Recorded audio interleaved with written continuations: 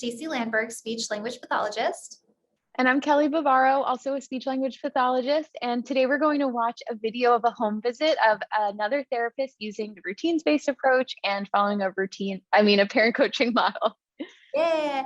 All right. In this video, you'll actually see Kerry. She's an early intervention special education credentialed teacher. So she is not a speech therapist, but we'll notice, we'll point out some of the strategies, coaching strategies, intervention strategies, and also our other observations. Feel free to comment below. Let us know what you think. If you like this content, you can like it and subscribe, and we'll get started. We're not done. Okay, what do you want to do today? What are we going to do today? Okay. Mom, You're gonna show me. It's not time yet. It's not time yet. no, it's not time. Do you have a puzzle you could show me today? Where's your puzzle? Go get your puzzle. Let me see. Oh, ooh.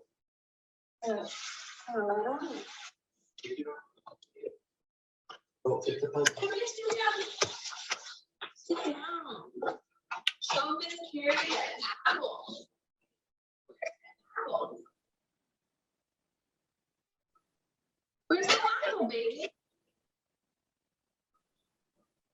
Kind of weird, huh?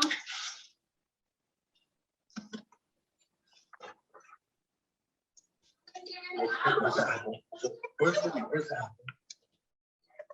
Apple. Oh, good matching though. Twisted. Oh, okay.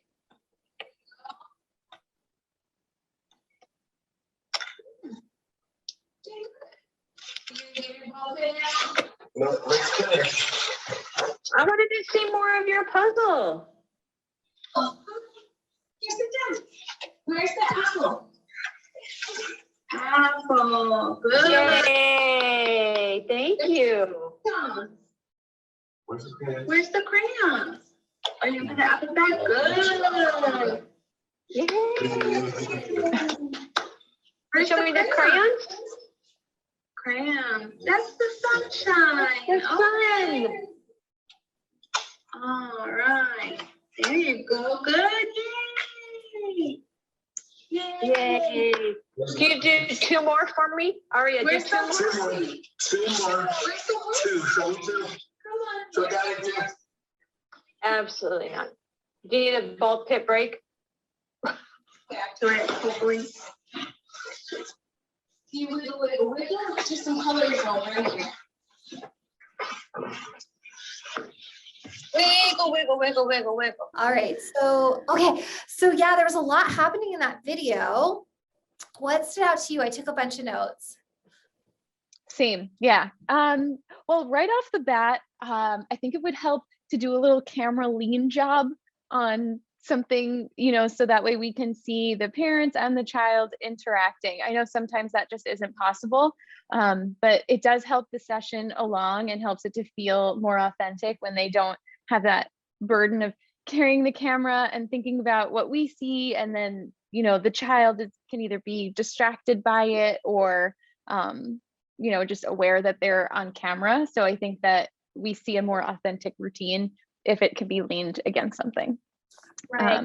Like the parents' hands aren't full with like the phone, right? Yeah.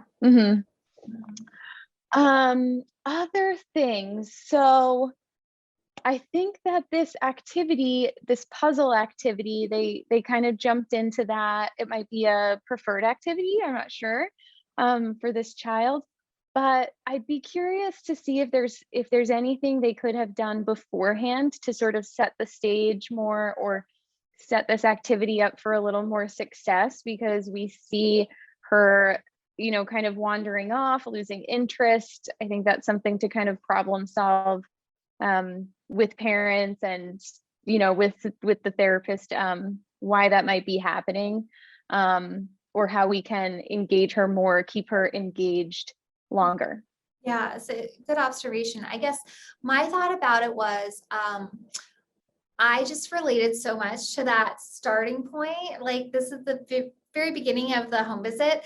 the mom goes, what are we going to do today? What are we going to do today? And I was like, oh yeah, there's that pressure again for like the home visitor to like decide what Uh-huh. to do and like cultivate what's going to happen in the session. And, Kerry kind of like stays quiet for a minute. And then she goes like, do you want to show me a puzzle? And I'm sure she's like, I'm recording this. Stacey's going to review it and like, what's going to happen. So like, she tries to come up with an idea. The part where you're talking about like, oh, it could have like, like built up like what was going to happen or what we're going to see. I really feel like, I wonder if there was a moment there to like ask the parent, like, what do you want to show me? Or like, what would you like to prioritize in this activity? Because I had questions like written down, like, are we trying to focus on her identifying the objects, her attending longer, her like fine motor with the puzzle pieces? Yeah, like stabilizing it and recruiting bilaterally. Yeah, 'cause Yeah. there's so much that we could do with that activity, right? Mm-hmm. Yeah. And that check-in period. So I was wondering the same thing. Was this the beginning of the session?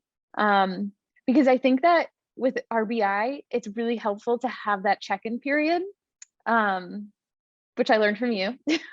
But have that check-in period where we talk about what they want to work on, or maybe challenges they had during the week. Just what's important to them in this session. So that way there's some direction. And then, if it happens to be this puzzle routine or ball pit routine, that's another thing I want to come back to. Talking about, well, will we be using maybe narrating or repeating, or what will the goal be that what are we focusing on? What are we working on? Yeah. Yeah, 100%. And actually, that's not even for me. That's like, if we're trying to adhere to like family guided routines-based intervention, like a fidelity checklist, you don't jump into like anything until you ask the parent, right? Like, well, what did you work on? How did it go? What do you want to try? What am I going to see? Right. And like getting the parent to do all that rich reflecting, because then it becomes more obvious to everyone, like, okay, the priority here is that she's gonna, show us that she understands like what an apple is, right? And then everybody can focus on that instead of the like, wait, we're not done here, or all of the other goals. It's just Yes, like kind of overwhelming quickly, right? totally. And you mentioned the checklist. Like, it's nice in those sessions when maybe there isn't a clear objective for the session yet, to have the list to refer to. And, also just send the question back to the family, because maybe it's a new family, or they're not quite on board with coaching yet, or, always finding ways to empower the parent to kind of take ownership of what they want to work on in the session, or ask a question, so that we're all working together. And those moments can be uncomfortable to say, well, like, what do you want to work on today? Or how are things going? But I think that this family could really benefit from that. Well, and what's cool about this family is like mom and dad are both there. Like they are prioritizing Yeah. time for their child, They right? are ready. Yeah. Yes. So I feel like you could even pull maybe dad into the conversation, like, hey, what's going well this week? What do you want to show me? And I love that question. What do you want to show me? Yes. We need to be strengths based and build from there. Yeah. So, yeah. And this little girl, like you could just see, she comes on, she knows her sign, right? She's like, time. Carrie's like, it's not time. We just started. We're not ending, right? But yes, I think this is a good video for people to see who are making that transition from like maybe a direct treatment model into coaching, and just how hard it can be, right? Like potentially she was going in home, even if she wasn't bringing toys, like now it's COVID and I'm across the screen, and now, parents may be used to you being there to do something, and now I'm going to coach you, but we don't all know how it's working unless we like really explicitly explain what we're going to do. Yeah. And I think a lot of therapists feel that pressure. Sometimes it's all in like the therapist's head, they put it on themselves, but other times they feel like they need to perform, or the child needs to do something, specific and salient that the parents can see. And, it's not healthy to feel that way. So that's why coaching is so nice, but it takes so much time to get there. Yeah, definitely. And I think there could have been a few, reflection questions. So like what I might ask Kerry, the home visitor, you know, the early special ed teacher, I would say, Kerry, what do you like about what you're, you know, what you're doing? Because I can tell she's observing and she's trying to like find her way in, and she's pointing out strengths. You know, what does she like? What does she think that's going well? And what would she change? You know, like, would she have popped in a reflection question, or, you know, guided parents to think about their priority and both get on the same page for the rest of the visit? Like, we're prioritizing this here, maybe here we're going to prioritize focused attention or something else. Mm-hmm. Yeah. What about a reflection question for the family? Like, what do you think Kerry could have asked the parents? Something more specific.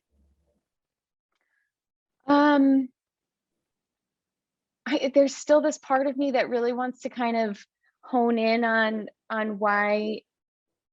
Do we have this child's name? Why the child? Aria. Okay, why you know, Aria is kind of losing engagement or interest in that routine, because it's fine, we can move on to something else, you know, of course, but maybe asking them what they typically, you know, when they're not in a session with me, what that activity looks like or feels like, and what they're doing that really keeps Aria interested in that puzzle. Right. And I think she does get to that, maybe not in this clip, but at some point, I think she asks something like, this is how it usually goes. And dad says, like, she could do the whole thing, right? So I think you know, she gets there too. And I think that's great. But one thing you're talking about that really struck me was, if Kerry had said something or asked something like, hey, what's our priority here? And mom and dad say, like, we want her to be able to finish a whole or sit and play with one activity for 5 minutes, or, you know, whatever their priority is. Then I think maybe Kerry could have said, where is she doing that? Like, what's happening in her day where that is happening, right? And then we can, like, dad can be like, oh, well, when we're washing hands, like, she could stay at the sink for 20 minutes and like, very, like, you see how we could get into another routine so easily, right? Mm-hmm. Yeah. Yeah, and going off that example about washing hands, like maybe that is a routine that is really fun for her and she enjoys it, you know, she's doing that for a long time. So asking parents, you know, what is it about that routine that keeps her engaged, you know, that keeps her, you know, enjoying that routine? How does she show that to you? And is there a way to bring that into this puzzle activity so that she's having fun and enjoying this activity as well? Definitely. I agree. This is playtime. Playtime is learning time. Yeah. And I feel like at one point in the video, again, I don't know if it's in this clip, but the parents say, like, time to work. And I'm like, oh, like, it feels like therapy if we have to, like, finish the puzzle or do the work. And that's where, like, those conversations about everyday routines, and, like, we all know the value of play, but toys don't always equal play, right? Like, and routines can equal playfulness within them too. Yeah, when they're having fun, when they're comfortable, that's when they're learning. So we need to keep all of these enjoyable so that their neurons are firing. And there's ways to bring that into this puzzle. I mean, there has to be, because it's obviously an activity that, you know, they not defaulted to, but decided to work on. So yeah, figuring out, you know, and asking parents, like maybe the routine doesn't typically look like this. Like maybe they're not usually asking questions, or they're probably like very proud of her too, because she can find the apple and there's different pieces and they want to show her therapist. I mean, that's huge, the matching and everything. But yeah, we can also just play and learn and, you know, integrate new strategies into it as well. Yeah, definitely. I even wonder, I haven't really asked a parent this before, but in this setting, I almost wonder about asking the parent, like, do you think she's having fun? Like, does she usually have fun with this? Is this feeling like it's not fun for her right now? Or what do we usually do that makes this, like, fun, right? And, like, you know, I'm picturing the, like, parent who, like, puts the apple on their head and, like, sneezes and it falls, or, like, pretends to eat the apple. Yeah. And it's hard because, like, with our, like, therapist mind cap, or our therapist, like, mentality, it's like, I know I can be super creative. I know I can be like, hide the pieces in the ball pit and, like, do this and this, but is that coaching, right? Or is that, like, directing a parent, right? And so it's like finding what they're all like, what's play for them, like what's fun for them. And then building in, even if it's not the puzzle, maybe it's like, let's ditch the like toys because we're not having fun with them. Like or get into something else. Right. Like if there's a certain piece she wants, maybe we're not putting it into the board. Maybe we're doing something silly with it, like it's flying, or like you said, we're hiding it, or they're talking to each other and we're feeding it. The possibilities are endless for play. Right. Yeah. Even just following her lead. Right. Because it's not about, that's why with like routines-based intervention, it's not about anything we bring into the home, right? It's like about those like moments. It doesn't have to be a certain puzzle or anything like that. Moments in time. Okay, so Kelly, after watching this clip today, what is a self-reflection question or a couple questions that those of us watching and working in this field can self-reflect on throughout the rest of our day and week?